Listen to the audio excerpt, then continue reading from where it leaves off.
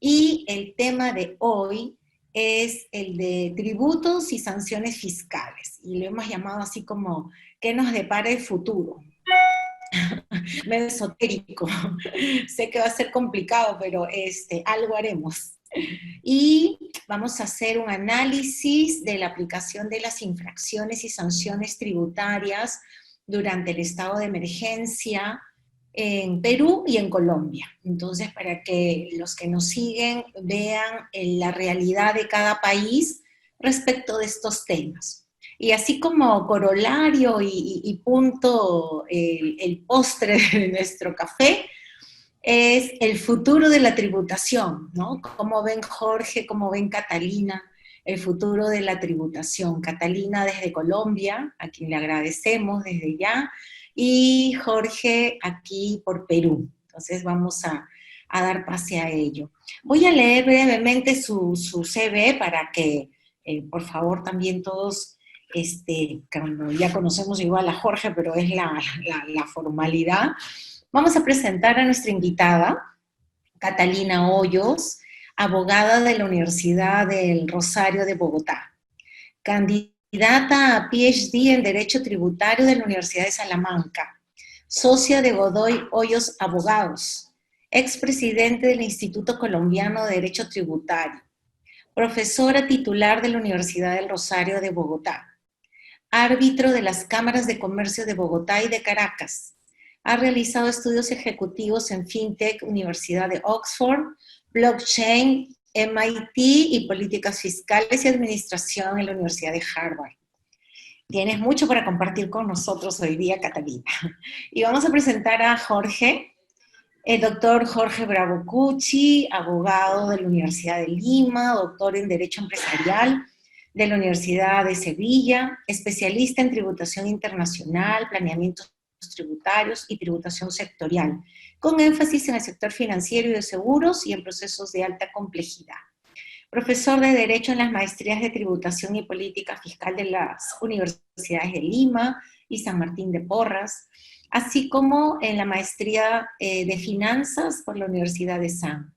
Ha sido profesor de las Facultades de Derecho de la Pontificia Universidad Católica del Perú y Universidad Nacional Mayor de San Marcos. Es miembro del número de la Academia Tributaria de las Américas, del Instituto Brasilero de Derecho Tributario, IBET, del Instituto Peruano de Derecho Tributario y de la Asociación Fiscal Internacional. Entonces, sin más, vamos a dar pase a una pequeña agenda que hemos preparado y que voy a compartir aquí en la pantalla. El título es el que ya hemos presentado, los expositores, y esta es la agenda, ¿no? Vamos a tocar estos tres temas en función de lo que estamos viviendo en el mundo y particularmente en América Latina. Todavía Perú y Colombia está sufriendo las consecuencias de la pandemia por COVID-19, y eso pues ha traído que cada uno de nuestros gobiernos hayan tomado medidas tanto para rescate financiero a las empresas, como medidas tributarias y otras de tipo económico para que no se rompa la cadena de pagos y poder salvar a las empresas y a los trabajadores de sus puestos de trabajo, ¿no? Un poco en ese escenario se han dado medidas y lo que vamos a hacer es, si les parece, empezamos a tocar cada uno de los puntos desde la óptica de cada uno de nuestros países, intercambian ideas, yo los apoyo en algunos temas y de ahí pasamos al siguiente punto. Al final, todos nuestros seguidores, los suscriptores, pueden hacer por favor sus preguntas en el chat o en preguntas y respuestas para luego al final ayudarlos con las respuestas. Entonces vamos a empezar con este tema de infracciones tributarias, sanciones, y si es que se han aplicado estas en nuestros países o se han inaplicado por alguna razón, ¿no? De repente nos pueden comentar cada uno de ustedes sobre este tema. Invitamos a Catalina para que empiece como invitada también, que es de este espacio. Así es que adelante, Katy. Bueno, pues muchas gracias a ustedes, muchas gracias Jorge, muchas gracias Marisol, muchas gracias Quantum por esta invitación. Para mí es un gusto estar compartiendo y sintiéndome un ratito en Lima, gracias a estas tecnologías que nos unen y que muy seguramente nos van a permitir tener cercanía mucho más a menudo. Eh, pues yo creo que este tema acá lo podemos dividir en varios, digamos que en varios aspectos. Si nosotros comenzamos con los puntos basilares de la pandemia, yo creo que nosotros deberíamos decir que Colombia adoptó una política bastante proactiva en función de la pandemia. Y las regulaciones tributarias no fueron una excepción a esa regla. Inmediatamente se declaró el estado de emergencia sanitaria, el gobierno declaró el estado de emergencia económica, social y ecológica. Es un estado de excepción que está previsto expresamente en la Constitución. Es un estado en el que transitoriamente hay una traslación de poderes del legislativo al ejecutivo, y en la medida en que hay esa traslación de poderes, automáticamente el Congreso asume controles y la Corte Constitucional también. Entonces ahí ya hemos tenido, digamos que una línea de pronunciamientos que más o menos nos muestran hacia dónde vamos. En materia propiamente de por decirlo de alguna manera, alivios a los contribuyentes, pues encontramos muchísimas medidas, pero esas medidas estuvieron mucho más enfocadas a la reducción de cargas tributarias. Entonces vimos muchas normas de reducción de IVA, de reducción de aranceles, incluso de suspensión de ciertos tributos, por ejemplo el impuesto al consumo, unas medidas de otro tipo en materia de renta para ciertos sectores, como la aviación. Digamos que una serie de medidas tendientes, o sea, en las que el gobierno mostró su compromiso con todas aquellas personas que estaban siendo víctimas de la pandemia. Hubo, por supuesto, suspensión del plazo de obligaciones tributarias, ¿sí? Y eso se hizo tanto por sectores, como también tuvimos unas regulaciones generalizadas, y también hubo una suspensión de los plazos que estaban corriendo en las administraciones tributarias para proferir actos administrativos, en el caso de los contribuyentes para presentar sus recursos, contestar a los actos de la administración. Entonces digamos que ahí hubo toda una ola de normativas que lo que hicieron fue, como decimos nosotros, tirar el problema hacia adelante, ¿de acuerdo?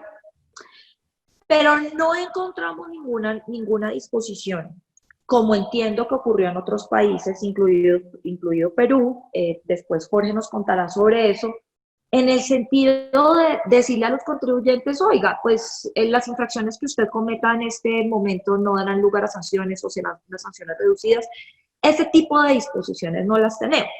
Tenemos que aceptar, en todo caso, que nosotros sí teníamos una coyuntura distinta, y era que en diciembre se había aprobado una reforma tributaria que tenía unas normas de alivio, de disminución de sanciones, de conciliación, etcétera, etcétera, que en este momento están siendo utilizadas por los contribuyentes, pero no fueron medidas tomadas, digamos, que en el interior de la pandemia. O sea que más adelante tendremos que ver cuáles son los casos concretos y cómo es que esos principios se van a venir a aplicar. Nosotros tradicionalmente hemos sido muy objetivistas en la aplicación de sanciones tributarias. Esa es la verdad.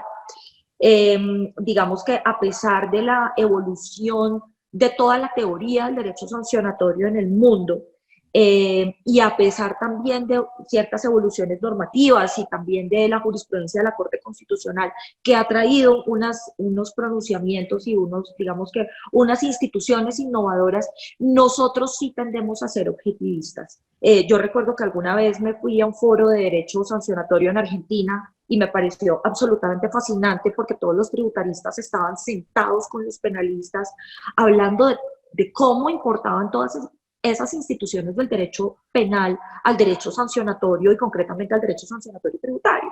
Eso en Colombia no existe, ¿sí? En Colombia, esas causales por las cuales yo puedo eventualmente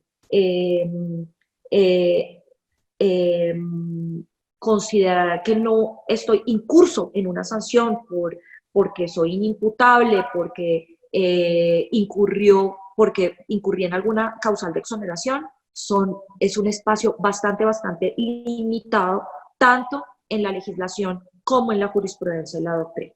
Yo creo que hasta ahí ya le doy la palabra a Jorge, para que, pues, si quieren, debatamos sobre algunos temas que consideremos de interés. Perfecto, muchas gracias, Catalina. Es muy interesante poner en paralelo, en comparativo, ¿no? Las reacciones que ha tenido cada país. Somos países muy parecidos, muy cercanos, pero a su vez tenemos efectivamente diferencias, yo diría, pequeñas particularidades, ¿no? En el caso específico de Perú, miren qué distinto a cómo ha procedido Colombia. Perú no aprobó medidas tributarias que reduzcan el impacto tributario. Esa es, creo yo, la nota que distingue una reacción de otra, ¿no? O sea, nosotros básicamente lo que hemos tenido son medidas que han intentado paliar la situación económica, pero no reducciones de impuestos ni facilidades tributarias importantes como las que han tomado de una manera, yo diría, más proactiva en Colombia, ¿no? En lo que sí nos parecemos es que aquí también hubo una suspensión de plazos, en todo lo que son plazos tributarios. Yo he sido muy crítico con esto porque yo considero que la suspensión fue caótica. Y en su momento, a ver, Marisol ya siente, acá fue un caos, ¿no? O sea, se suspendieron algunos plazos en un momento, luego otros, algunos no se les suspendieron ningunos plazos. Y la verdad, Catalina, te cuento, nosotros pasamos de ir a 140 kilómetros por hora a 0 en un abrir y cerrar de ojos. O sea, lo que quiero decirte es que un día viernes, creo que era el 13, nosotros cerramos en concreto la semana laboral. Yo estaba en México, ¿eh? Yo regresaba de vacaciones, llego el sábado, y el día domingo, el presidente de la República decreta estado de emergencia, con lo cual el día lunes había absoluta inmovilidad. O sea, yo prácticamente quedo exiliado en la Riviera Maya, ¿no? Lo que no hubiera sido nada desagradable. Eso habría sido maravilloso. Sí. Pero en realidad... Pronto habría ser fiscal mexicano.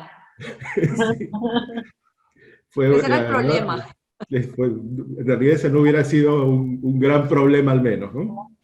Pero miren cómo los plazos en realidad fueron muy desordenadamente extendidos, hubo mucha confusión, habían muchas empresas, sobre todo empresas grandes, que tienen pues seguridades en tecnología, que literalmente no podían enviar sus declaraciones porque para hacerlo necesitaban el acceso a sus servidores y nadie podía movilizarse, porque eso hasta calificaba como un delito. Hay noticias, hay comentarios épicos, en varios de estos cursos hay gente que me ha hecho preguntas, me ha comentado sus circunstancias, ¿no? Una contadora, recuerdo que me decía, doctor, mire, yo fui obligada por la empresa, un mandato imperativo de la empresa, a que vaya a las instalaciones a presentar la declaración jurada de impuesto a la renta. Y tuve que ir, pero en el camino la policía me para, no solo no llegué a la empresa, sino inclusive me quitaron el permiso de conducir y me iniciaron un proceso, ¿no? Entonces, es realmente complicado, ¿no? Entonces, sí se suspendieron los plazos, pero no para todos. Y luego, SUNAT hizo algo que por lo que vemos, la DIAN digamos, no tomó ese camino, ¿no? Hubo una indicación expresa de SUNAT de ejercer algo que se conoce, y no sé si lo tienen ustedes también en Colombia, la facultad discrecional de no sancionar. Ellos emitieron una resolución indicando: nosotros no vamos a sancionar a ningún contribuyente que haya cometido una infracción durante la cuarentena en concreto.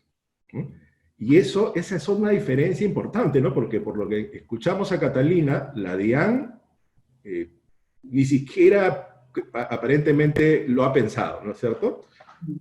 Es una importantísima diferencia porque nosotros no tenemos esa facultad discrecional de la DIAN de no sancionar, y de hecho, en la mayoría de los casos, los funcionarios se sienten obligados a sancionar, aun cuando consideran que las sanciones son terriblemente injustas. ¿Por qué? Porque ellos argumentan, y lo hacen con razón, porque la verdad es que en todos estos años de asesoría lo hemos visto de muchas formas. Si ellos no imponen la totalidad de las sanciones, si ellos no cobran la totalidad del crédito de acuerdo como lo establece la ley, pueden tener investigaciones de carácter fiscal y disciplinario. Entonces, un funcionario en Colombia siempre está en esa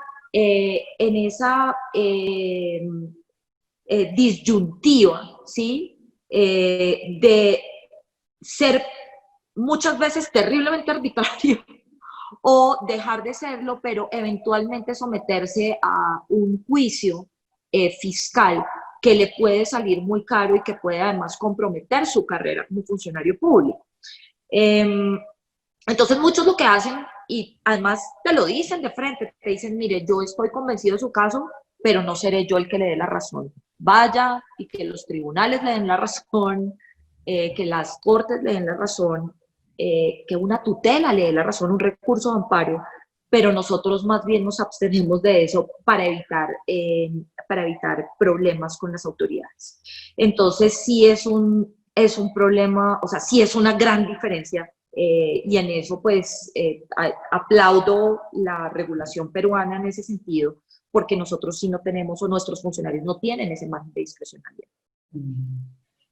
Es muy importante, sobre todo para todos aquellos que nos están escuchando y viendo también, notar eso, ¿no? Porque acá en el Perú hay, como pasa en todo país, siempre hay una crítica hacia la administración tributaria, ¿no? Y en este caso, a veces no percibimos que la administración tributaria actúa de una manera bastante razonable, ¿no? Y con la suspensión de infracciones, de aplicación de sanciones, perdón, por infracciones cometidas, creo que efectivamente hubo un buen gesto, en este caso de SUNAT, ¿no?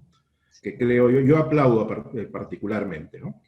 Y de ahí pasamos al segundo tema, ya que es el caso fortuito o fuerza mayor. Algo hemos estado comentando con Catalina respecto a si en ambos países, no tanto en Colombia como en Perú, pudiera haber algún antecedente jurisprudencial o de repente administrativo, en virtud del cual, ante una situación de imposibilidad fáctica que venga, por ejemplo, de un acto humano, o en todo caso por un desastre natural, un contribuyente que no cumple con una obligación formal, como por ejemplo presentar una declaración jurada, se ve eximido de la correspondiente sanción, ¿no? Entonces ahí sí, Catalina, quisiéramos escuchar la experiencia colombiana para yo luego comentar la peruana. Pues digamos que en Colombia ha habido un fenómeno bien interesante a partir de la Constitución del 91, y yo creo que se resume en una constitucionalización de todas las áreas del derecho. ¿Sí? Digamos que la Constitución del 91 lo que convirtió fue a toda autoridad administrativa y a todo juez de la República potencialmente en un juez de constitucionalidad. Eso en la práctica no es tan cierto. pero porque nuevamente los funcionarios siempre temen que tomar decisiones basadas en la Constitución y no en la ley les implique una serie de sanciones, les implique responsabilidades fiscales, pero eso sí le genera una cantidad de mecanismos de control o mecanismos de discusión a los contribuyentes, de los cuales en condiciones normales pues probablemente estarían en una muy mala situación. Entonces, cuando uno mira la normativa puramente tributaria, uno lo que lee, digamos que con contadas excepciones y con algunas normas que pues en este momento no tenemos el tiempo de revisarlas con mucha precisión, pero cuando tú miras de una manera general el ordenamiento tributario colombiano, tú lo que ves nuevamente es un sistema completamente objetivo. Entonces, en el que tienes que partir, que básicamente si incumpliste con tu deber, pues ya en ese momento tú eres acreedor de una sanción, ¿de acuerdo? En ese momento te sancionan y en ese momento tú ya tienes que pagar intereses, tienes que pagar sanciones y demás. Sin embargo, la Corte Constitucional sí ha tenido unos pronunciamientos bien interesantes, tanto en sede de control de constitucionalidad de normas, es decir, la Corte revisa la norma, determina cómo la norma debe ser interpretada, como en sede de tutela, que es el típico recurso de amparo en el cual una persona frente a una actuación o una omisión solicita que se dé una protección de sus derechos fundamentales.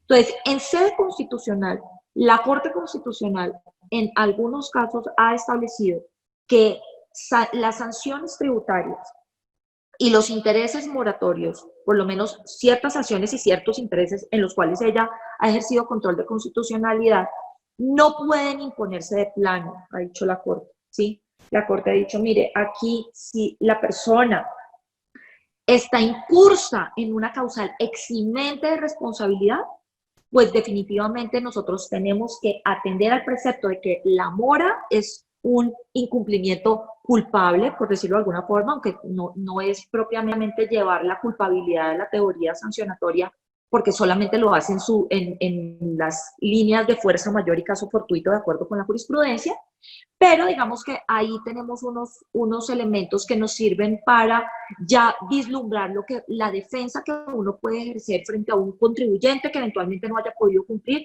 sus deberes formales por fuerza mayor o por caso fortuito, ¿sí? Y también en sede de tutela hubo varios casos y yo resalto porque me parece que es una jurisprudencia que podremos traer, aunque son situaciones distintas, pero fueron situaciones extremas que vivimos los colombianos, en esos casos de secuestros y en los casos de desplazamiento forzado, ¿sí?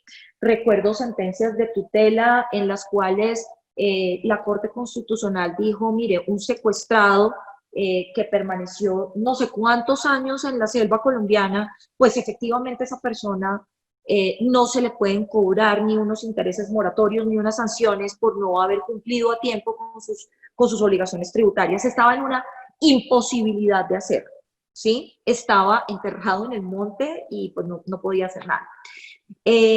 Recuerdo también unas sentencias de tutela en materia de impuesto predial, o sea, de impuestos a la propiedad raíz, en los cuales la Corte Constitucional dijo exactamente lo mismo. O sea, si una persona ha sido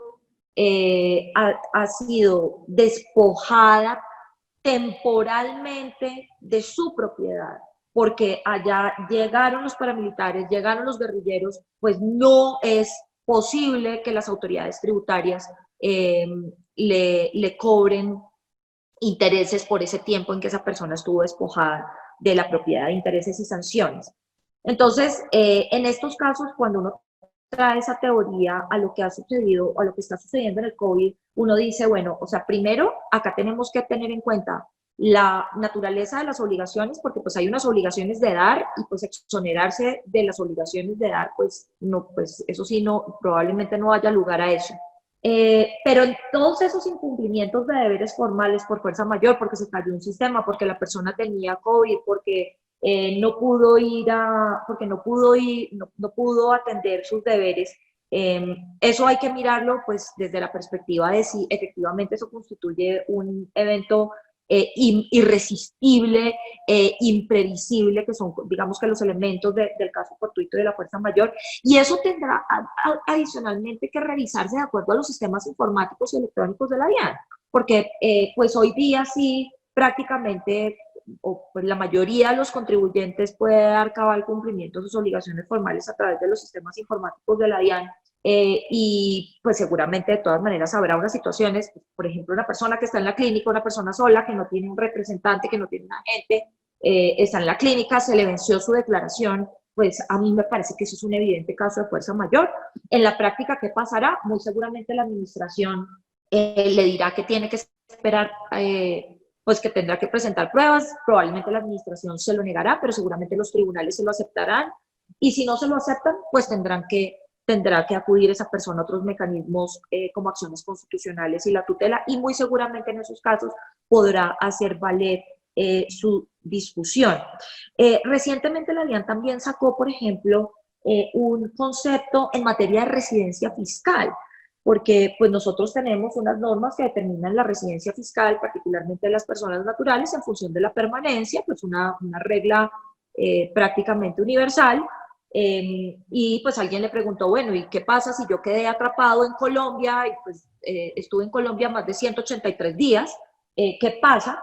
Y la DIAN expedió un concepto en el cual dijo, bueno, si usted demuestra que por motivos de fuerza mayor definitivamente no pudo salir del país, yo le voy a perdonar la residencia para efectos fiscales. Ese digamos que es otro ejemplo bien importante en materia de fuerza mayor o caso fortuito. Entonces ya veremos los casos como se vayan presentando, pero pues en conclusión es algo que tendremos que mirar en los casos concretos, porque la fuerza mayor o el caso fortuito no se predica a todos los contribuyentes. Hay unos que seguimos trabajando, que seguimos produciendo, y que muy seguramente pues no podremos alegar una situación de fuerza mayor o de caso fortuito, o sencillamente tenemos un grupo de personas que puede cumplir con sus obligaciones de las firmas a las que pertenecemos, de las empresas a las que pertenecemos, y por ello pues no es algo que podrá alegar todo el mundo, por decirlo de alguna forma. Perfecto, Catalina. El caso peruano, ¿no? Es interesante porque efectivamente tenemos semejanzas. El Código Tributario peruano, el cual usa la administración tributaria muy rigurosamente, si es leído, digamos, en cuanto al tema sancionador, en efecto, apunta a hacer a cobijar un régimen sancionador bastante objetivista, ¿no? Y eso nosotros en el Perú lo conocemos y lo hemos visto muy bien, ¿no? La administración tributaria sanciona objetivamente y son muy raros, muy contados los casos en los cuales se ha analizado algún elemento subjetivo o error, por ejemplo, ¿no? Yo llevé algunos casos exitosos, gracias a Dios realmente, en los cuales un error en la digitación, en la declaración, corregido muy rápidamente por el contribuyente, y por lo tanto no generando un perjuicio, le estaba implicando a esta empresa un pago de una multa de 25 millones de soles, ¿no? Que en dólares, para que tengas una idea, Catalina, era unos 7 millones de dólares, más o menos. Logramos ganar el caso porque... Aquí hay peores, no te preocupes. Estoy absolutamente claro. Completamente objetivas por cuestiones que no le generan ningún tipo de perjuicio a la administración igual. Es una de las metas en litigación permanentes en el Perú, ¿eh? Ahora, es interesante porque el Código Tributario no hace referencia alguna, el peruano, a los supuestos de caso fortuito y fuerza mayor. O sea, si tú lo miras y lo lees, podrías concluir que, bueno, qué lamentable, ¿no? Pero usted cometió una infracción. Pero mira qué interesante que nosotros desde hace por lo menos unos 30 años tenemos resoluciones del Tribunal Fiscal, que es un tribunal administrativo, y luego esto ha sido validado por el Poder Judicial, en los que los supuestos comprobados de caso fortuito o fuerza mayor, eso sí tienen que ser comprobados, ¿no? Plenamente aplicables a cada caso, eximen de la aplicación de sanciones tributarias en el Perú, ¿no? Esa es una evolución muy interesante, ¿eh? Porque el Código Tributario no refiere en ninguno de sus artículos a estos supuestos. Y algo más interesante aún es que la propia SUNAT ya cree en este argumento, tanto así que hace aproximadamente un mes emitió un informe, en realidad es un informe jurídico, no una consulta, sino en realidad un informe jurídico en el que reconocía la propia SUNAT que la declaración de estado de emergencia y aislamiento social y cuarentena suponía para ellos mismos un evento irresistible y por lo tanto un evento que ellos catalogaban como fuerza mayor.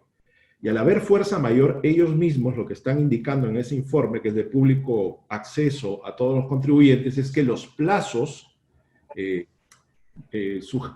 virtud de los cuales sus procedimientos se mueven, se conducen, pues quedaban suspendidos. En otras palabras, ellos reconocían que esta declaratoria de emergencia para ellos era un evento irresistible y no podían atender a los contribuyentes, por lo tanto, pues, era un evento claramente inimputable, ¿no? O sea, el incumplimiento por parte de la administración pues no era imputable. Y con la misma razón podría un contribuyente alegar lo contrario, ¿no? Así como tú reconoces Estado, Claro. yo también, pues, pero tendrías que probarlo, ¿no? O sea, como Catalina ha dicho algo es importantísimo. O sea, uno tendría que probar que en efecto estaba en una situación de caso fortuito o fuerza mayor. En este caso, fuerza mayor, ¿no es cierto? El caso fortuito podría, en todo caso, entenderse si es que ha habido pues un sismo, una inundación. Nosotros, Catalina, sufrimos un problema permanente, ¿no? Creo que ustedes, por el lado donde están, no lo sufren tanto, que son los sismos. Y en el 2007, nosotros tuvimos un sismo, pero terrible. Yo hasta ahora me acuerdo, era el 15 de agosto, y fue casi terminando la noche. Yo estaba en un evento, en una parrilla familiar, recuerdo, y tuvimos que salir prácticamente a velocidad de un Ferrari. ¿Qué pasó? Un terremoto, ¿no? Llegamos a 7.6, 7.7, y una zona muy cercana a Lima quedó devastada. Pero lo curioso es que si este evento ocurrió, si la memoria no me falla, un domingo, el día lunes siguiente ya eran vencimientos de impuestos.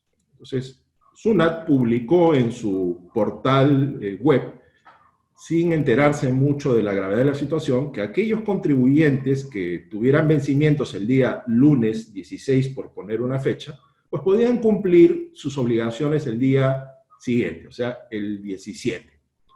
Ese aviso de SUNAT duró 2 horas.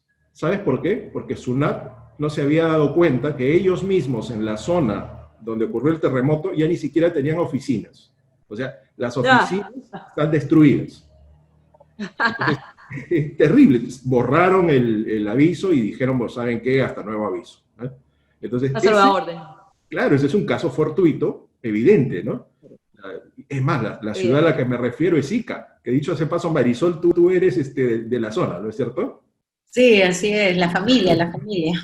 Claro que sí. Ella conoce perfectamente la situación, ¿no? Bueno, entonces es interesante cómo si analizamos ambos sistemas, sistemas normativos, ¿no? El colombiano y el peruano, no recogen expresamente estas causales como de inimputabilidad, pero sin embargo en ambos casos, con matices, pero en ambos casos hay posibilidad de alegarlos, ¿no? Pero ya a nivel ya de cortes, ¿no? Es interesante. Seguro. Es muy interesante eso. Y bueno, y ahora pasamos al tercer punto, ¿ya? Hablar sobre el futuro de la tributación en la era post-COVID, ¿ya? Yo he seguido con mucha alegría y la verdad muy, muy, muy contento tus opiniones, Catalina, porque tienes una visión muy distinta a la convencional del futuro de la tributación. O sea, me ha encantado leer una entrevista que te hicieron y la visión que tienes es realmente muy, muy interesante. Y quisiera que nos compartas ahí tus experiencias, tu visión, tu feeling sobre el futuro de la tributación, ¿no? Gatilladas por el COVID, ¿no? Claro, pues Yo creo que, bueno, digamos que quiero contarte como un poco por qué yo he llegado a tener esa visión. Y tú sabes que uno de los temas que a mí me ha interesado es la tributación de intangibles. Digamos que uno de los temas que yo he venido investigando en los últimos 15 años, y el año antepasado el Instituto Colombiano de Derecho Tributario me pidió que hiciera eh, una, una ponencia para las jornadas de Cartagena sobre economía digital. Digamos que esto como muy dentro de todo el plan BEPS de la OCDE. Recordemos que la acción 1 del plan BEPS es precisamente enfrentar los retos de la economía digital. Cuando yo me puse a leer esos documentos, y digamos que me puse a leer como todos los papers que venían saliendo, pues me pareció que eran bastante confusos, que como que se hablaba de lo digital, pero no se, o sea, se hablaba de la tributación en el mundo digital, pero no se hablaba de lo digital, propiamente dicho. Sí, es como, no, entonces tenemos que enfrentar la noche y comienzas a hablar de todas las cosas que vas a hacer, pero realmente no comienzas por explicar qué es la noche y qué consecuencias trae la noche para ti, por ejemplo, ¿sí? Entonces ahí yo dije, bueno, voy a poner me voy a salir del derecho y me voy a poner a estudiar pues del otro lado, a ver qué es este mundo, a ver si lo entiendo. Y me puse a hacer unos cursos. Entonces me puse a hacer unos cursos de blockchain, de fintech, de innovación. Y entonces ahí he podido entender un poco más lo digital, qué es lo que está pasando realmente, ¿sí? Y entonces me di cuenta de varias cosas. Una, que los abogados no estamos entendiendo debidamente qué es lo que está pasando en el mundo, ¿sí? No estamos entendiendo debidamente cómo las nuevas tecnologías están afectando el mundo, cómo esto va a disrumpir los sistemas legales, los sistemas tributarios, cómo va a cambiar la forma en que nosotros nos relacionamos. Y en ese sentido, pues lo primero que uno tiene que decir es, hay que ponerle un gran signo de interrogación a todos esos estudios tributarios que nos están llegando, preferiblemente de papers de la OCDE, porque siguen hablando o siguen en modo análogo en un mundo que ya se volvió digital. Entonces, uno antes que pensar, antes que comenzar a concebir cómo vamos a regular la economía digital, que es lo que hemos venido haciendo. Entonces, ¿qué vamos a hacer? ¿Qué nos vamos a inventar? Nos vamos a inventar establecimientos permanentes digitales, impuestos a los servicios digitales, hacemos algunos cambios mínimos a la tributación a la renta y demás. Yo creo que antes que hacer eso, lo que tenemos que pensar es cómo vamos a poner la tecnología al servicio de la tributación y cómo vamos a adoptar todos esos conceptos que nos está trayendo la tecnología para tener unos sistemas tributarios mucho más modernos y para concebir unos sistemas tributarios acordes con todos los cambios que tenemos, ¿sí? Uno de esos cambios, y quizás el principal, y es algo en lo que nosotros tenemos que comenzar a pensar muy rápidamente, la economía del siglo XX, ¿sí?, estuvo basada en la moneda, y nuestras regulaciones, tanto tributarias como de competencia, pensemos, esto no solamente tributario, pensemos en las regulaciones de competencia. ¿De qué parten? De que existe un mundo en el cual la gente está transando a cambio de moneda. Te compré tu casa, ¿cuántos millones de dólares o de pesos o de soles o lo que sea te costó tu casa? Y con base en eso yo genero una medida tributaria y te cobro un impuesto. Esa fue la economía del siglo XX, ¿sí? En el siglo XXI, que además acaba de comenzar, el siglo XXI no comenzó en el 2000, sino en el 2020, en el siglo XXI lo que ha habido es un retorno a economías de intercambio, a economías de trueque. Pensemos en cómo nosotros transamos a través de nuestros dispositivos, ¿sí? Entonces ustedes nos metemos a Facebook, nos metemos a WhatsApp, tenemos intercambios con las personas y nosotros ¿qué decimos usualmente? Yo puedo utilizar WhatsApp gratis, es lo que siempre decimos, puedo usar Facebook gratis, Puedo usar Messenger gratis, puedo usar Google Maps gratis. Resulta que eso no es gratis. Ellos me están dando un servicio y yo les estoy entregando información, ¿sí?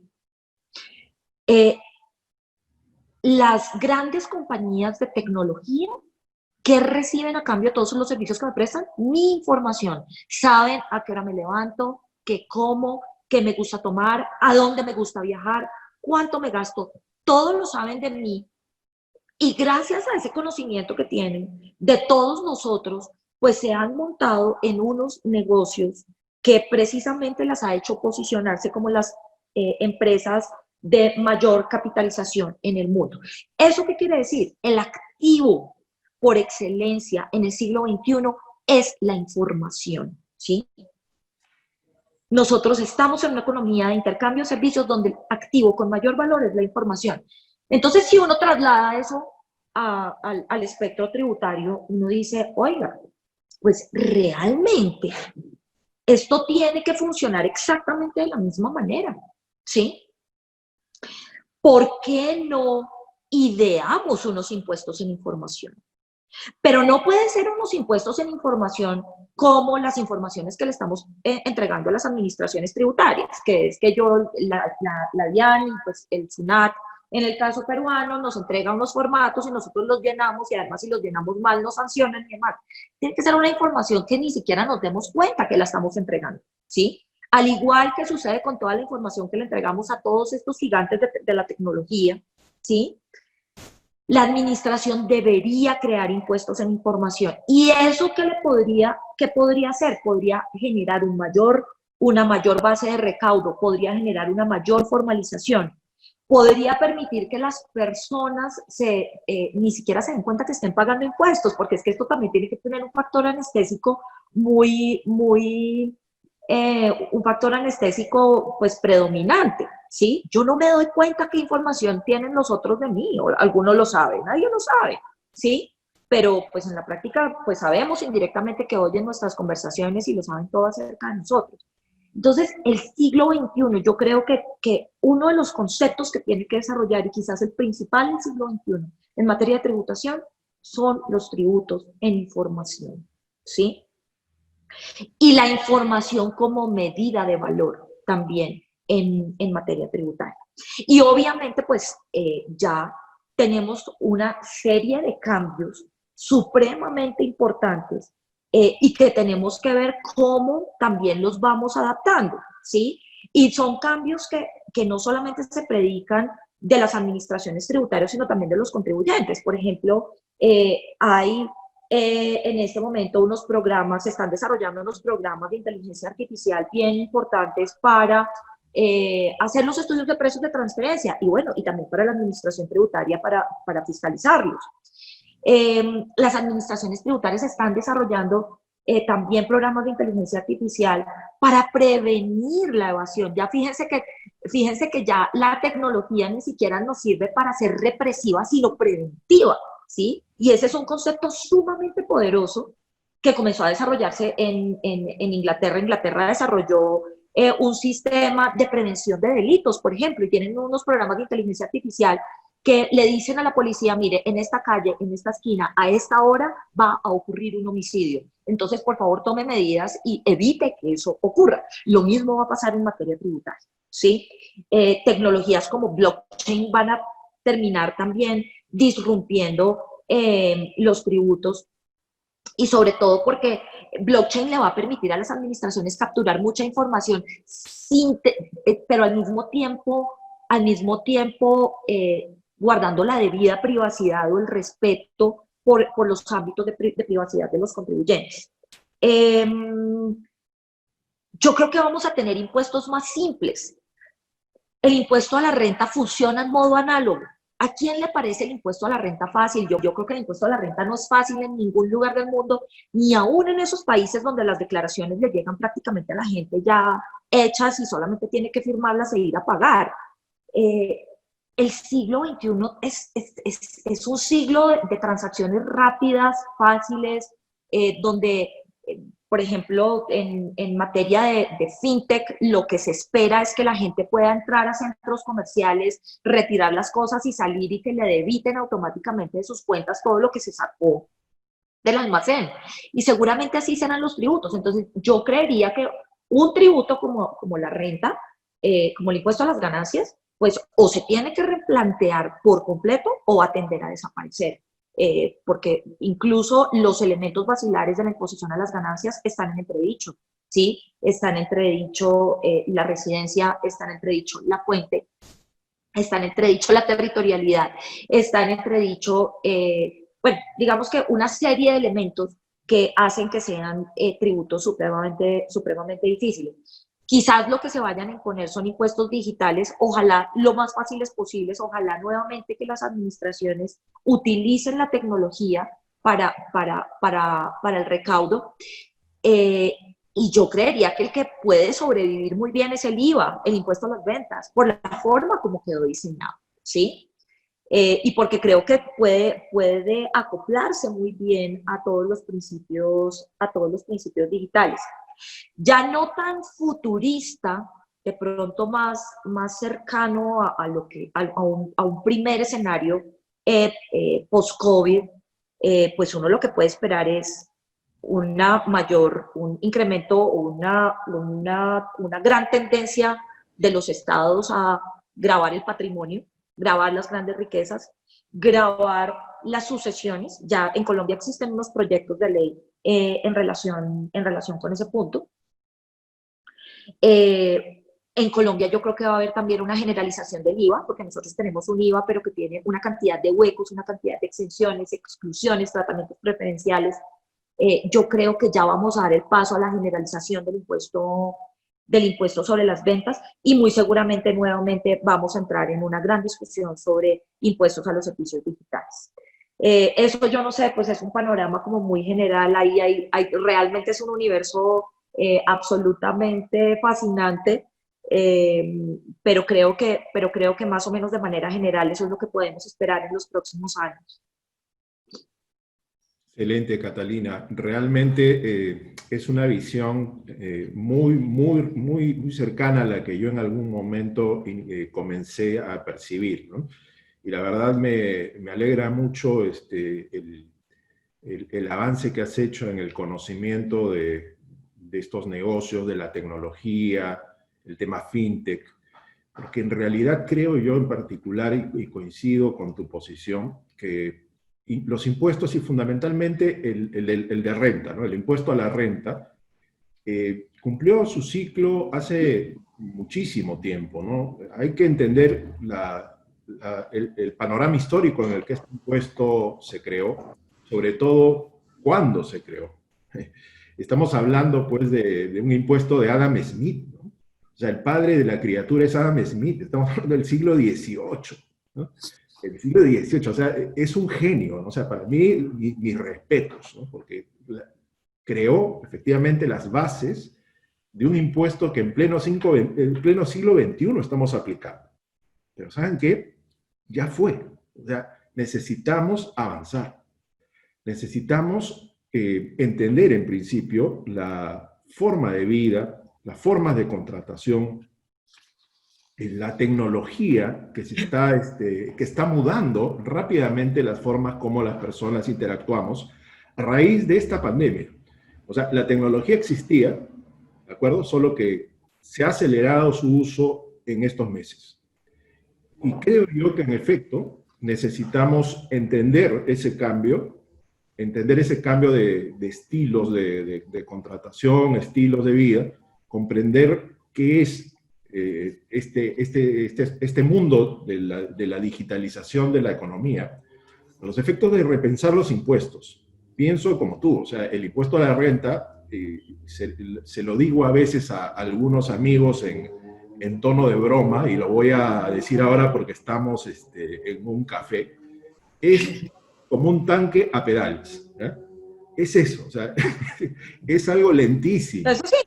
No funciona, Claro. ya no funciona. Ya estamos en otra época. En consecuencia, tenemos que darnos cuenta de eso, decirle adiós, poner a este impuesto en un museo y crear algo nuevo. Y lo que a mí me preocupa Claro. es que los países, digamos, que están más en jaque con este avance de la tecnología, pues no hacen en realidad una labor importante por entender el problema y por lo tanto darle una solución. Yo veo a los expertos de OCDE y los veo, la verdad, con cierta compasión, ¿no? Pero no entienden el problema. La verdad, no entienden No, el problema. Están con, la verdad, que con... ahí hay algo que se llama el sesgo del statu quo y es además un concepto muy estudiado en filosofía de la tecnología y es cuando, o sea, cuando una tecnología llega o cuando un cambio abrupto llega a cambiarlo todo, ¿sí? Porque hay tecnologías de tecnologías, sí hay tecnologías que te sirven para solucionar algunos problemas, pero hay tecnologías o hay innovaciones o hay cambios que vienen completamente a disrumpir, a cambiar toda la forma como tú concibes el mundo. Por ejemplo, cuando la electricidad reemplazó al vapor. Y en esos contextos, la gente y sobre todo la gente inteligente y sobre todo la gente tradicional siempre tiende a no creer, a no creer que lo nuevo puede ser mejor, a no creer que lo que se viene puede llegar a hacerlos perder posición en los mercados. La gente no cree, ¿sí? Entonces yo creo que eso es algo lo que le está pasando a la OCDE, porque es que no puede ser que llevemos desde que, o sea, el plan BEPS comenzó en 2012 y vamos en 2020 y todavía seguimos girando en torno a los mismos conceptos de tributación a las ganancias de todos estos 200, 300 años de historia. Y uno dice, pero, hey, es que ya tenemos que salirnos de ahí, ya tenemos que pensar en cosas completamente distintas, ¿sí? Pero yo creo que ahí hay un poco de ese sesgo de decir, ay, no, mira, no importa, tenemos más de 3.000 tratados y pues esos tratados finalmente a lo que atienden es a unos principios universales de imposición a las ganancias que todos aceptamos de manera más o menos uniforme y con hacer algunos cambios, borrar unas frasecitas y reemplazarlas por otras, vamos a solucionar esto. Y eso no es así. Eso definitivamente no es así. Aquí realmente tenemos que tener un líder que imponga cambios radicales, porque así no podemos seguir. Sí, completamente de acuerdo. Y ¿sabes qué? Algo adicionalmente que yo creo que ya está pasando y de lo que tú has comentado, y muy pocos se dan cuenta, es el uso de las inteligencias artificiales y de la Big Data en materia tributaria. La verdad que esto ya es una realidad. Me imagino que Diane utiliza, al igual que Sunat ya está utilizando también inteligencias artificiales. Y una muestra de ello es que durante esta pandemia, mucha de la informalidad que existe en el Perú, al no poder obviamente salir a las calles a generar sus negocios, han usado redes sociales para comercializar sus productos. Y han entrado obviamente al territorio de las inteligencias artificiales que rastrean, Claro, y ya los tienen ubicados. O sea, eso es claro. realidad. Yo te cuento, Catalina, que el año pasado, ha sido finales del año de 2018, yo comenté con cierta preocupación el uso de inteligencias artificiales no solo en el tema tributario, sino en la conducción social de un país. Y sabes que me estoy refiriendo al sistema chino de créditos sociales, ¿ya? El sistema chino de créditos sociales, comencé yo a indagar de qué trataba y la verdad que me sorprendí y me preocupé mucho, ¿eh? Lo que ha hecho China, y ya implementó desde el año pasado, es un sistema de control de su población sobre la base de inteligencia artificial y monitoreo de las personas. O sea, es realmente futurista, preocupante, porque hay que hacer un análisis del recorte de derechos. Cada ciudadano, Marisol, tiene un perfil, o sea, una especie de perfil de Facebook, por ponerlo de alguna manera, ¿eh? y cada, digamos, evento positivo o negativo que un ciudadano chino hace, le genera puntos a favor o puntos en contra. Entonces, los puntos, la puntuación que tienes socialmente te puede limitar el ejercicio de ciertos derechos, tanto así que en un reportaje que hacía un canal europeo en China, un periodista que hizo críticas al sistema chino terminó con 0 puntos. Entonces, este sujeto mostraba su drama, o sea, no lo dejaban entrar a restaurantes, no podía viajar, o sea, directamente estaba bloqueado. Claro, claro. Es de no creerlo. Eso es como de la serie de Black Mirror. Yo no sé si la viste, pero tal cual, igual. Catalina, yo había visto Black Mirror, el episodio, Sí. y dije, Dios, los de Black Mirror se quedaron cortos, porque este chico es mucho peor. Ahora, imagínense... Pues mira, pues es que sin ir muy lejos, obviamente la DIAN está utilizando inteligencia artificial. Una anécdota bien curiosa es que durante la pandemia se estableció un sistema de devoluciones de impuestos rápido.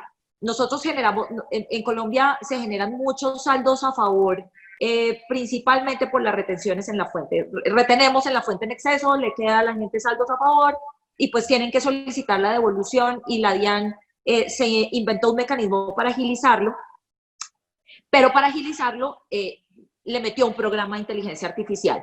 Y al final el programa de inteligencia artificial determinó que al 80% de los contribuyentes no se le podía devolver.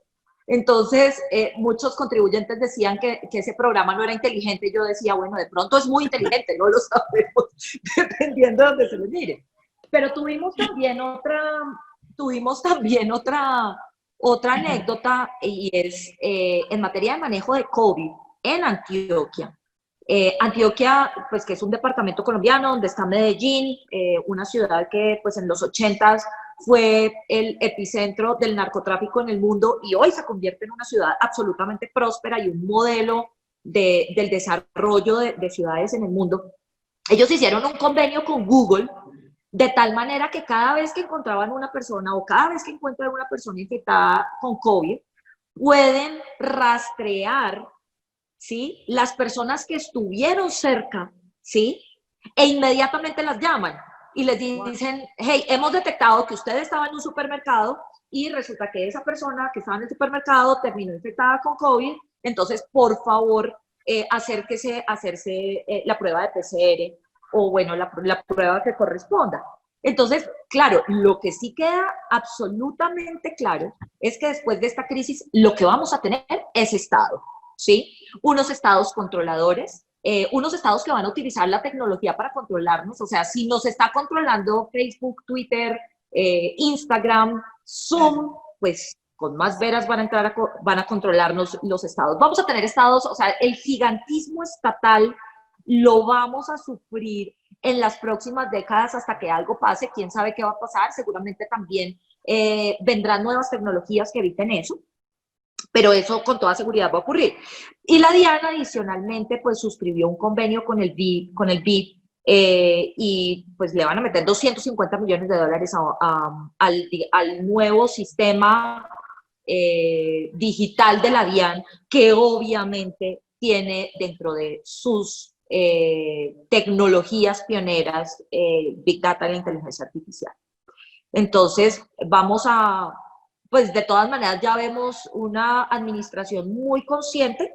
Lo que pasa es que los cambios tecnológicos hay que hacerlos pues con mucho conocimiento y con mucha precisión, porque también pues si no se contrata a los proveedores que son, pues eso puede terminar siendo un fiasco. Ojalá que lo hagan de una forma muy regulada, muy visionaria y de la mano de las personas que saben, para no perder recursos que en el pasado hemos perdido. O sea, el último sistema informático que implementó la DIAN, que fue el MUISCA, que además anunciaron con bombos y platillos, fue un verdadero desastre. O sea, realmente en términos de tecnología iba muchos años atrás y a nosotros nos lo vendían como si eso fuera lo último. Y claro, como no entendíamos, entonces pues nos parecía que era lo último, pero ya hoy que podemos ser más críticos, pues sí, definitivamente eso no servía para nada. Perfecto. Yo también pienso que el futuro de la tributación está en la tecnología, ¿no? Y en la digitalización. Y creo que has mostrado un panorama general. Yo creo que sabes que este video lo vamos a guardar como una Sí, especie de caja de tiempo, ¿ya? De tesoro premonición. de tiempo, ¿cómo le llaman a eso? Y en unos, no sé, quizás 8 años o 10 años que volvamos a ver este video, vamos a Sí. ver efectivamente que yo creo realmente que había razón en lo que estás planteando. Hoy ha sido excelente esta Ah, conversación, Marisol. sí, Te yo, cedo si me la... permiten, claro que sí, si me Muy, permiten, muy agradable. encantada de escucharlos. De verdad que, Catalina, ahora entiendo por qué todos los cursos que estudiaste en las universidades tan prestigiosas, para, como bien lo dijiste, como abogada también entender lo que está pasando, ¿no? Y lo que has comentado también es típico de una mujer valiente, ¿no? En el sentido de que hay que tener bastante fuerza y bastante seguridad como tú la tienes para comentar lo que nos has comentado. Y yo me adhiero a ello, o sea, te respaldo totalmente que ese status quo de OCDE tiene que cambiar, porque no podría seguir manteniendo algo que ya no puede sostenerse. Los plans BEPS, como dices tú, desde el 2012 hasta el 2020 se sigue hablando de lo mismo y no se ve ningún avance, no se quiere reconocer que el impuesto a la renta es un impuesto que ya dejó de ser el impuesto porque se le encuentran muchos conflictos en tanto el análisis de la fuente, se ven operaciones que se están dando en la realidad con el uso de las tecnologías digitales y no se llega a un acuerdo de cómo grabar esa operación y entonces están tantos años analizando y analizando el tema que cada país finalmente, por lo menos en Europa, decidieron ir por un impuesto como servicios digitales, independientemente de si se ponían de acuerdo en el plan de impuesto a la renta. Y entonces pensar en que hay que cambiar la forma de tributar es un tema que nos reta y que lo has dicho claramente, ¿no? O sea, hay que ser fuertes y encontrar el liderazgo para ayudar a que esto vaya cambiando.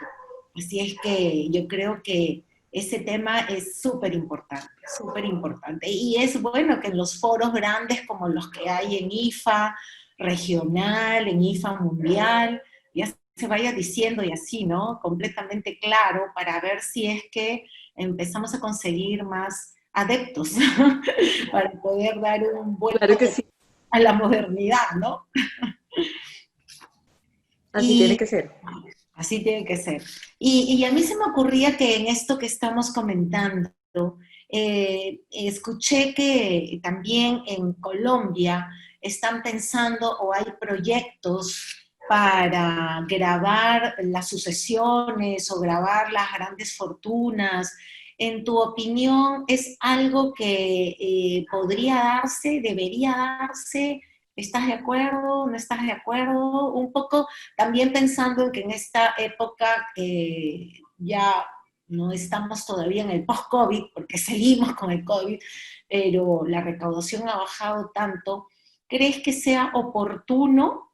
¿Cuál es tu visión? Igual, Jorge, no sé si también respecto de lo de Perú, porque acá en Perú tenemos como 3 proyectos de ley, creo, presentados en el Congreso por distintas bancadas, una por el impuesto solidario a las grandes fortunas, el otro por impuesto a las grandes fortunas, y ahí por algún impuesto a las ganancias, algo sui generis, ¿no? Entonces, no sé, nos gustaría escuchar de cada uno de repente la apreciación de este punto en particular. Pues la pregunta si podrían, pues yo creo que claro que pueden. De hecho, nosotros hemos, desde el año 2000 aproximadamente, Colombia ha incluido en sus reformas tributarias impuestos al patrimonio que siempre los ha mostrado como temporales, pero cada vez que se muere uno, nace el otro, y cada vez que se muere ese, nace el otro. De hecho, en este momento Nosotros estamos todavía pagando cuotas del último impuesto al patrimonio que fue establecido precisamente en la última reforma tributaria, que fue además la ley 2010 del año 2019. Entonces, muy seguramente eso es lo que va a pasar, ¿sí? Habíamos pasado, era más bien por la discusión de quiénes debían ser los sujetos pasivos, porque hasta el año 2018 quizás siempre la sujeción pasiva estuvo tanto en cabeza de personas naturales como jurídicas que tuvieran un cierto nivel de patrimonio. Ya luego se pensó que más bien era un impuesto que debía recaer sobre personas naturales, pero en este momento ya hay un proyecto que vuelve a hacer recaer el impuesto sobre personas jurídicas, ¿sí? Entonces, si va a pasar, yo creo que indefectiblemente sí. Si estoy de acuerdo, pues yo honestamente creo que este no es el momento para establecer impuestos, ¿sí?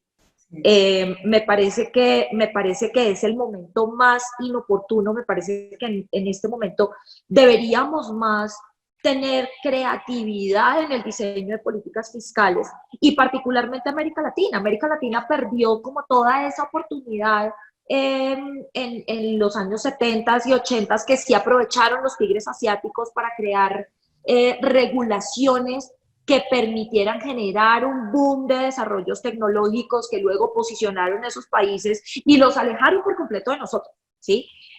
Yo creo que nosotros deberíamos establecer unos incentivos inteligentes en este momento que inviten a la inversión, pero que exijan que esos inversores, o más bien que sean lo suficientemente inteligentes como para exigirle a esos inversionistas extranjeros que traen nuevas tecnologías que se asocien con grupos locales para que las tecnologías se queden en nuestra región, ¿sí? Que no sea que invitamos, porque lo que ha hecho América Latina es invitar a la inversión extranjera, pero el día que llega un mal presidente o el día que hay una mala situación, esas empresas se van, se llevan todo el conocimiento y aquí no nos quedó gran cosa. Eso debemos evitarlo al máximo, ¿sí?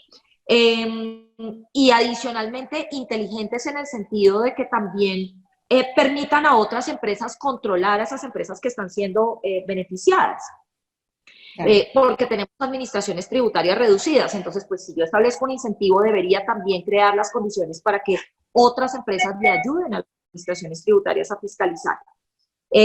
Yo no creo que este sea el momento. Muchos están invocando a Piketty, que nuevamente se vuelve famoso por su teoría de la imposición a la riqueza. Pero yo creo que recordemos que también Piketty habló de un contexto histórico en su obra, ¿sí? Y él ante todo dijo, mire, es que en los últimos años no hemos tenido guerras. Las guerras sirvieron como instrumento de distribución de riqueza, ¿sí? Las guerras impidieron que grandes riquezas crecieran, ¿sí? Las guerras sirvieron para democratizar. Y él se quejaba de que en los últimos años eso no había ocurrido. Pero es que resulta que ahora estamos viviendo una guerra peor que las guerras mundiales del siglo pasado, ¿sí? Esta pandemia evidentemente hundió obviamente a las clases más vulnerables. También obviamente hay unos grupos que han sacado mucho provecho, pero también hay unos grupos que estaban en una muy buena situación económica y que por cuenta de la pandemia retrocedieron en su ascenso económico, por decirlo de alguna forma. Entonces yo en este momento no creo que sea el momento de crear tributos, pero sin duda son lo que van a hacer, eso no me cabe la menor duda. En diciembre estaremos hablando del nuevo impuesto al patrimonio colombiano, sin duda. De acuerdo. Jorgito. Sí, y yo creo también que no es el momento para crear tributos, es el momento para entender la situación económica de la región. Perú en particular es un país que tiene pues una informalidad muy grande y es en principio el problema que tenemos, pero ahora está exacerbado con la crisis económica que ha causado pues la medida del estado de emergencia, ¿no? Y la paralización de la economía. Entonces ahora nosotros sobre llovido tenemos mojado. Y si en este momento el Estado crea un impuesto al patrimonio, pues ese impuesto se va a aplicar únicamente al pequeño grupo o cada vez más exiguo de formales. La verdad es una gran tontería, ¿no? O sea, y se les está diciendo reiteradamente esto. O sea, yo he hablado con gente del Congreso, asesores del Congreso, a decirles, señores, este no es el camino, ¿no? Sí. Actúen de una manera distinta, actúen de una manera, no copien esquemas que no nos corresponden. Pensemos en todo caso en nuestra realidad. Invitar a estos, invitar es un decir, ¿no? O sea, primero, entender la situación del Perú. De 100 empresarios, 70 son informales. Y estoy quedándome corto porque creo que son 80. ¿ya? Aumentaron ahora. Sí. Entonces, a estos a los que les llamamos emprendedores, ¿ya? Emprendedores, pero que son informales, el Estado se les tiene que acercar de una manera distinta, ¿no? No como el policía, no como el cobrador que muestra los dientes, que mucho éxito no va a tener si hay tamaño, nivel de incumplimiento. Y básicamente lo que se tiene que hacer es fomentar que esta gente entienda las virtudes de ser formal, ¿no? Mostrar una actitud más bien de tipo impulso a la creatividad, a la inversión, atraer la inversión extranjera, como dice Catalina. Trump ahora, y hay que aprovechar esta ola, ha dicho que va a retirar parte de su inversión o va a fomentar, mejor dicho, que las empresas que tienen empresas en China salgan de China. Vengan acá, ¿no? Está Colombia, que es espectacular y tiene un café magnífico. Colombia está muy atractivo. Está Perú también. Acá los recibimos. Acá lo recibimos, van a tener el mejor asesoramiento tributario posible. Ese es un tema. O sea, yo lo que diría, y de hecho que esto lo va a ver gente del Estado, olvídense de esto del impuesto al patrimonio, que va a generar más bien más dolores de cabeza e informalidad que otra cosa. Y una de las medidas que yo creo, no sé qué está pasando con el gobierno peruano, es por qué no crean de una vez un mecanismo de donaciones directo a la gente que necesite alimentos, medicinas, oxígeno, en esta situación dramática.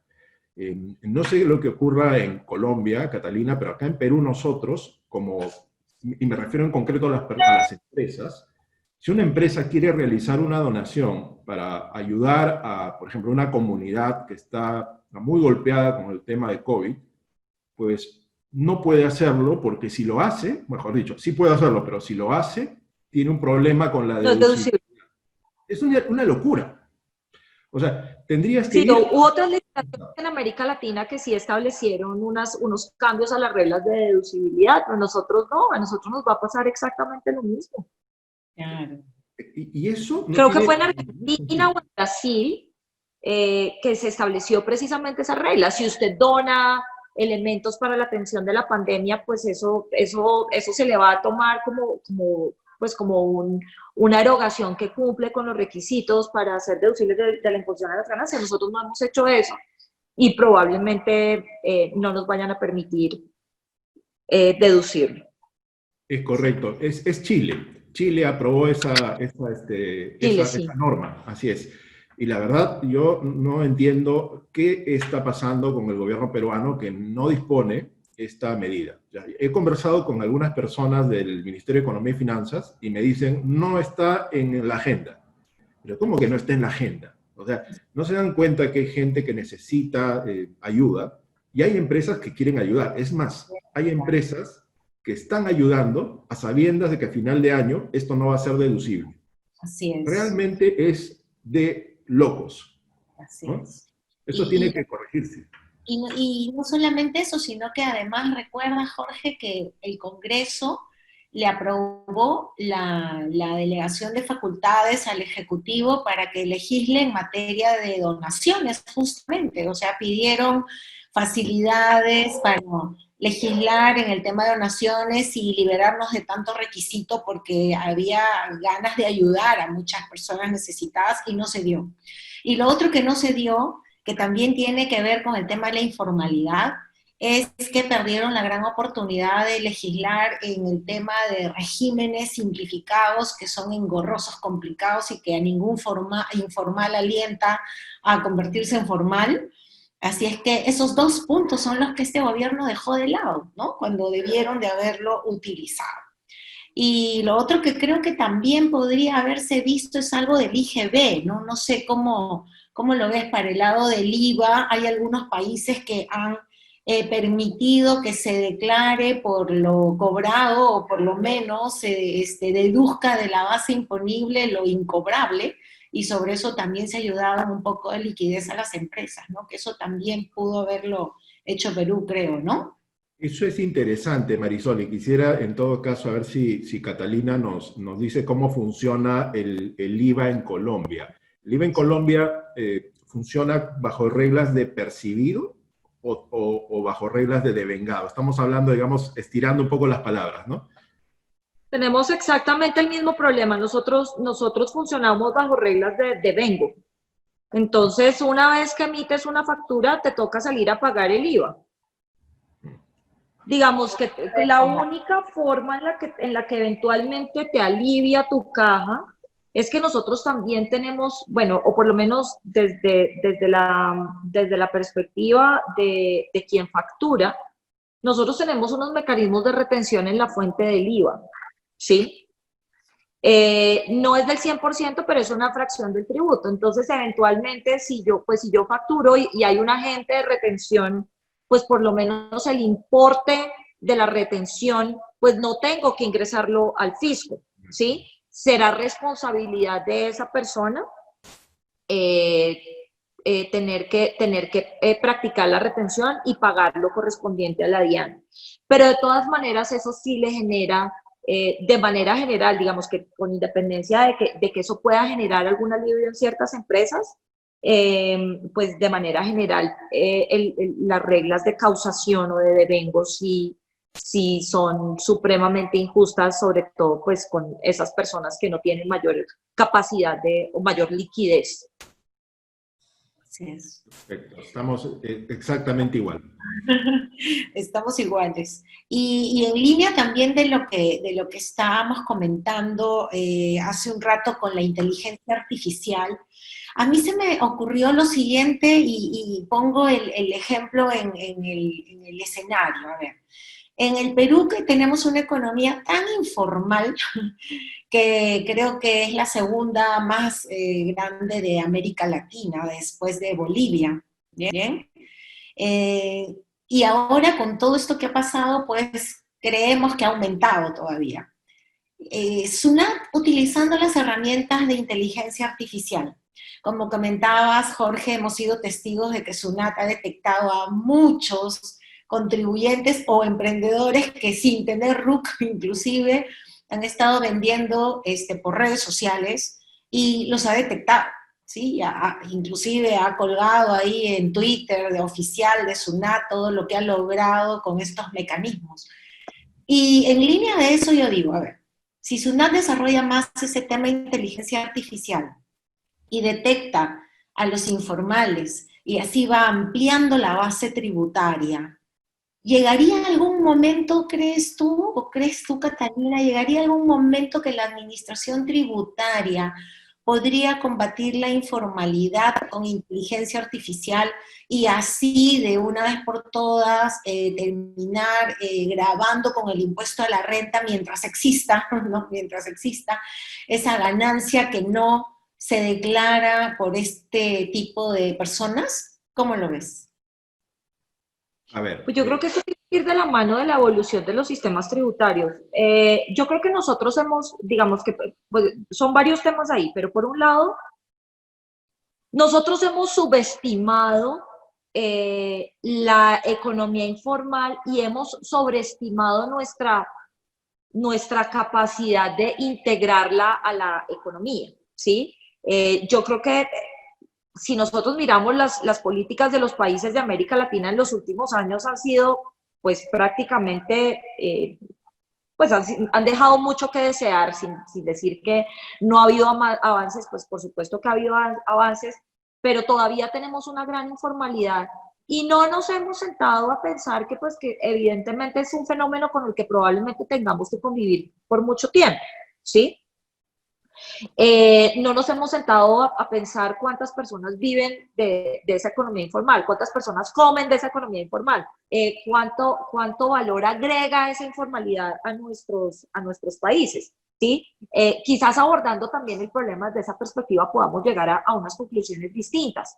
Pues yo creo nuevamente, por supuesto que las nuevas tecnologías van a ayudar a establecer gravámenes sobre ese tipo de contribuyentes, sin ninguna duda, no me cabe la menor duda. Pero quizás eso vaya a ser también dentro de otra connotación completamente distinta. No podemos pensar nuevamente en tributos tan complejos, en tributos que están nuevamente en modo análogo, como hemos hablado. Tiene que ser unos cambios completamente radicales en los que esas personas se integren y comiencen a cumplir sus obligaciones prácticamente sin darse cuenta que están cumpliendo con sus obligaciones.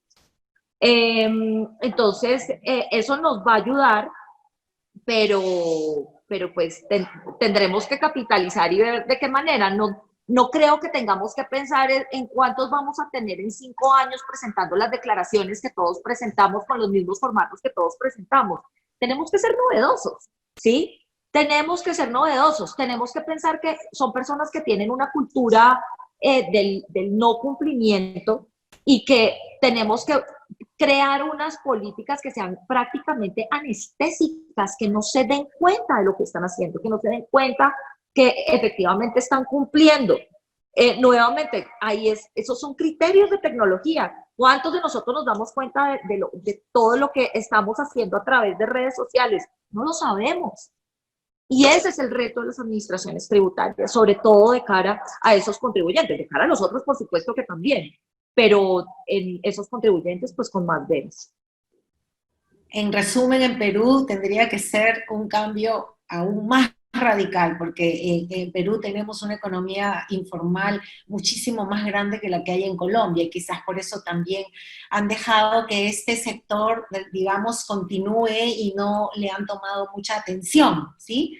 En cambio acá, la administración tributaria entonces tiene que ir cambiando de chip e ir migrando de esos impuestos análogos como el impuesto a la renta, que estaría quedando así, y pensar en algún tipo de impuesto donde el contribuyente con anestesia no sienta que le están cobrando impuestos. O sea que ahí es donde está la creatividad y lo novedoso de todos estos años que se nos vienen. ¿No, Jorgito? Tal cual. Tal cual, efectivamente. El informal es averso a las formalidades.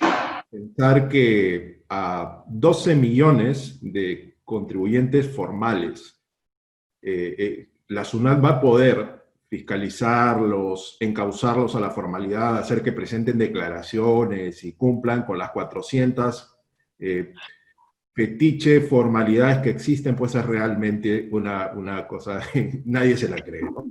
Entonces, lo que sí necesitamos es lo que Catalina está diciendo es clave, ¿no? O sea, hay que entender que la tributación no tiene por qué ser así de compleja, y menos si disponemos de tecnología. Claro. O sea, creando nuevos esquemas de tributación, sí, lo que puedes hacer es que esta misma gente que sí usa la tecnología, todos ocurre, ¿ya?, pues pague inexorablemente y sin darse mucha cuenta, ¿no? Y quítale simplemente formalidades. Y, ¿sabes qué? Hay que romper ese mito, tengo que esperar un año para que se determine la renta. Bueno, eso es de la época, pues, de los picapiedra. La época análoga, como le llama ella. Muy bien. Y solo para ir cerrando, la realidad el tiempo nos ganó y qué rápido se pasó, como cuando uno está en una charla amena, pasa el tiempo veloz, ¿no? Hay una pregunta, Mónica Villar nos pregunta, y es la única que se han animado a hacer los suscriptores, ¿será porque están tan atentos y nada, pues como es algo medio futurista todo esto, pues totalmente expectante, ¿no? Mónica Villar nos pregunta, Catalina, ¿cómo son las sanciones en Colombia? ¿Se han establecido en base a algún porcentaje de ingresos? Porque aquí en Perú sí tenemos sanciones en función de los ingresos. o consideran de repente porcentajes con topes máximos? ¿Hay algún tema en el que esté en discusión la capacidad contributiva? Tus comentarios, no sé si se quedó un poquito clara la pregunta, Catalina. Sí, pues la verdad nosotros tenemos múltiples formas de cuantificación de sanciones, porque el estatuto tributario tiene un decálogo de sanciones y aquí sancionan todo. Si presentaste la información mal, si no la presentaste, si cometiste inexactitudes en tus declaraciones tributarias, sanciones para los revisores fiscales, para los contadores, para todo el mundo. Usualmente las sanciones provenientes de inexactitudes en las declaraciones tributarias se sancionan con la sanción por inexactitud, que equivale al 100% del mayor impuesto o del menor saldo a favor determinado. Pero hay otras sanciones, por ejemplo, las sanciones por errores en la información o por no envío de información o por enviar informaciones tardías, que pueden llegar a calcularse en función del patrimonio, particularmente cuando no existen bases de ingresos concretas o bases para determinar el monto de la multa. Hubo algunos años en los cuales pues prácticamente no teníamos topes, ahora tenemos unos topes, pero igual siguen siendo unos topes muy altos, ¿sí? No ha prosperado alegar el principio de capacidad contributiva, pues entre otras razones, porque, y esa ha sido una gran discusión en Colombia. En la Constitución no quedó debidamente plasmado el principio de capacidad contributiva. Pues sí hay una norma que es el artículo 95 de la Constitución que dice que todos tenemos el deber de contribuir dentro de conceptos de justicia y equidad, dice la norma, pero la capacidad contributiva como tal no quedó plasmada en la Constitución. Hay unos que dicen que se puede derivar de otros principios y demás, pero bueno, es una discusión larguísima que en últimas ha llevado a que muchos consideren que pues la capacidad contributiva no es un elemento que nosotros podamos reconducir así tan claramente al cobro de tributos y mucho menos al cobro de sanciones. Hay, eso sí, un principio de no confiscatoriedad en la Constitución, pero pues en la práctica uno sí ve una imposición de unas sanciones altísimas que muchas veces los contribuyentes no pueden pagar, y en esos casos pues hay que acudir nuevamente a mecanismos constitucionales, en los casos concretos meter tutelas, etcétera, etcétera, o recursos de amparo para evitar este tipo de multas, pero muchas veces pueden llegar a ser unas sanciones altísimas. Colombia se caracteriza por tener unas sanciones tributarias particularmente altas, y los intereses en Colombia de la DIAN pues pueden matar a cualquier empresa. O sea, realmente el costo del incumplimiento en Colombia es muy alto. Ok, pensaba que aquí en Perú es que estábamos exagerando con sancionar en porcentaje los ingresos, pero bueno, ya tenemos ahí también un común denominador. Aquí se animaron a hacer dos preguntitas, como así creo que son cortitas, las podemos atender antes de despedirnos, ¿sí? Anita Cova pregunta, quisiera saber hasta cuándo SUNAT indica que no va a generar sanciones ante cualquier rectificatoria, hablando de Lima. Jorge, de repente nos puedes ayudar ahí. Sí, eso ha funcionado únicamente durante la cuarentena. O sea, terminada la cuarentena, ya SUNAT ha dicho, bueno, señores, comenzamos nuevamente, ¿no? Así es. Así es. O sea que a partir del 1 de julio en Lima, si se comete una infracción desde esa fecha en adelante, tiene multa. Pero si se cometió la infracción en la fecha del estado de emergencia nacional con aislamiento incluido, no hay sanción. Aunque se regularice esta con posterioridad, si se cometió la infracción en esta etapa, en teoría no habría multa, ¿cierto? Ahí, Jorge, hay algunos casos en los que así sería, ¿no? Es correcto, así es. Ahí hay que tener en cuenta que hay ciertas zonas en Perú que tienen todavía cuarentena Todavía, focalizada, con lo cual les aplica, ¿no? todavía les aplica la no aplicación de sanciones, sí, sí. Y Vilma Chuquetaipe finalmente dice, interesantísimo, pero dado que no hay sanción, algunos contribuyentes se animaron a regularizar. Esa parte no la entiendo muy bien.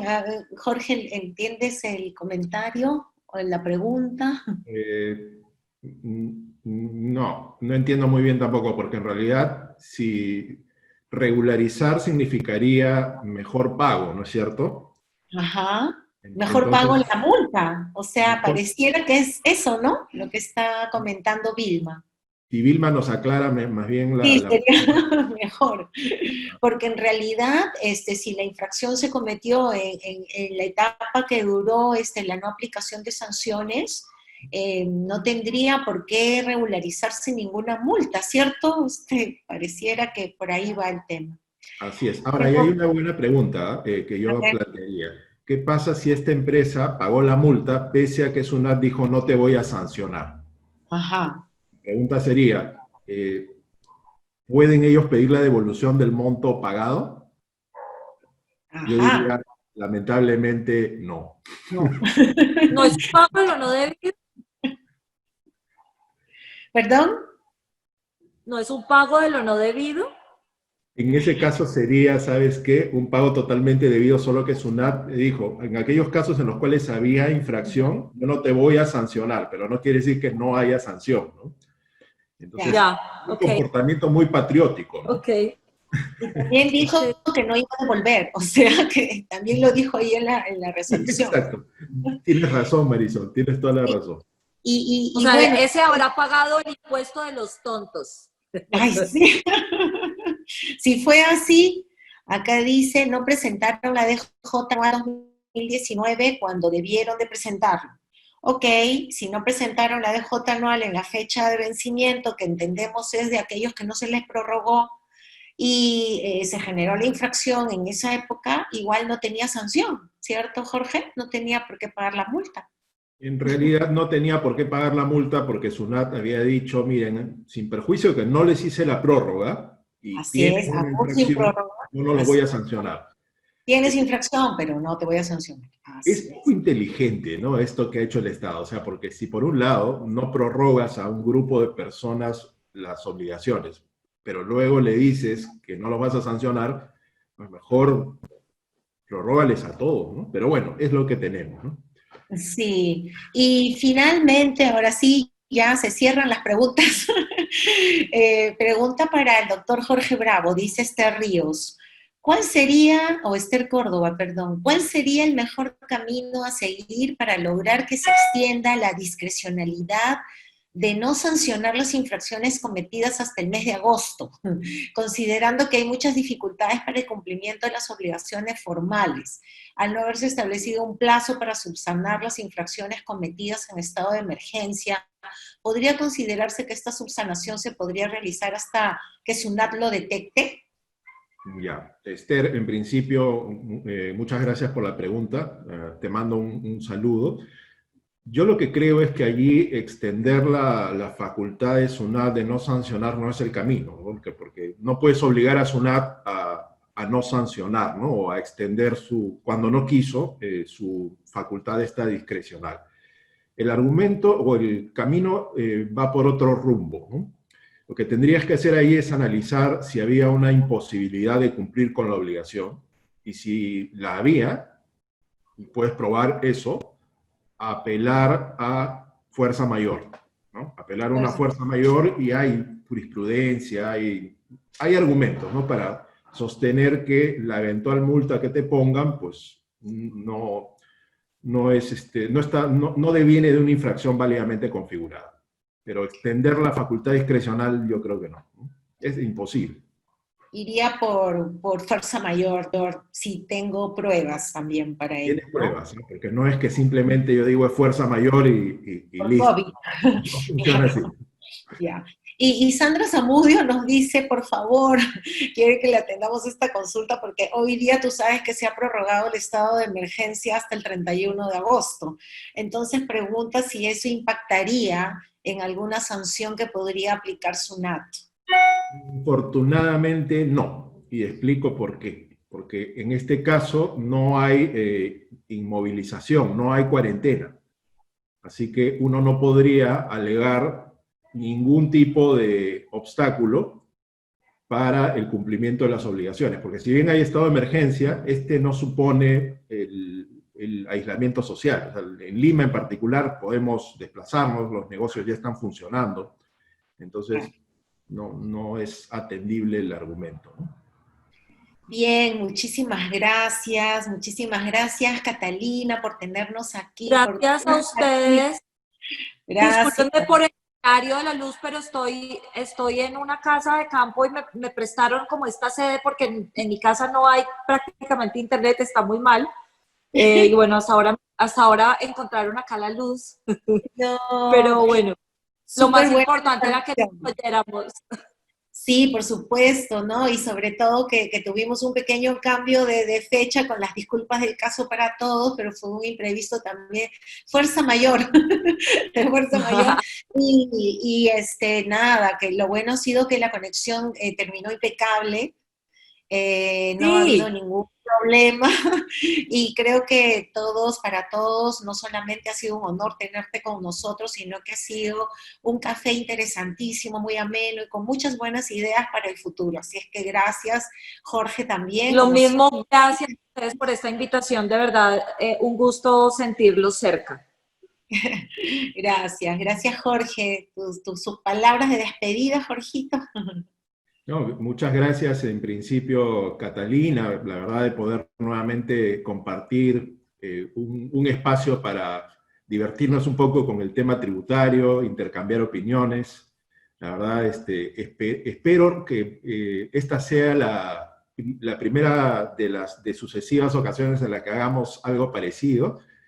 Y Marisol, muchas gracias nuevamente por la organización, por soportar en este caso esta idea de café tributario, ¿no? Y no, yo encantada. De una manera, la verdad, brillante. Encantada. Gracias a todos ustedes también por seguirnos, a nuestros suscriptores, y nos estamos viendo en una siguiente oportunidad. Saludos, cuídense mucho. Cuídense mucho. Chao. Un abrazo. Chao. Gracias.